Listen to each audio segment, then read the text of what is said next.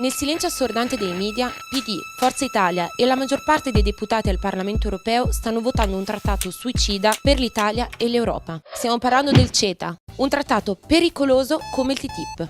CETA è l'acronimo di Accordo Economico e Commerciale Globale. Questo accordo ha l'obiettivo di eliminare i dazi doganali tra l'Unione Europea e il Canada. Sul sito della Commissione Europea si legge: il CETA, una volta applicato, offrirà alle imprese europee nuove e migliori opportunità commerciali in Canada e sosterrà la creazione di posti di lavoro in Europa. È falso! Il CETA distrugge le piccole e medie imprese italiane a favore delle grandi multinazionali. Guardiamo quali conseguenze disastrose si porterà dietro il CETA. Nell'agricoltura.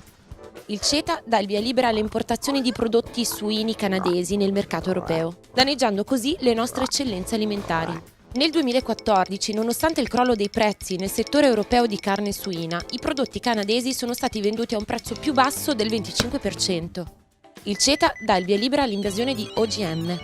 Italia e Canada sono grandi produttori di grano, ma con il CETA il prezzo del grano canadese sarà più basso e quindi più competitivo di quello italiano. Nell'economia.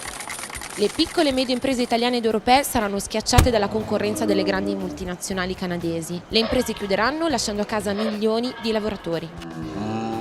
Le grandi multinazionali potranno permettersi economie di scala a costi di produzione più bassi, a scapito delle piccole e medie imprese italiane che non saranno più competitive.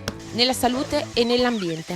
Il Canada permette l'utilizzo della ractopamina negli allevamenti dei suini, uno steroide già vietato in oltre 160 paesi, e gli ormoni nella carne bovina. Il CETA porterà questa sostanza sulle tavole degli italiani e degli europei. L'aumento nel commercio transatlantico causerà l'aumento delle emissioni inquinanti del comparto dei trasporti.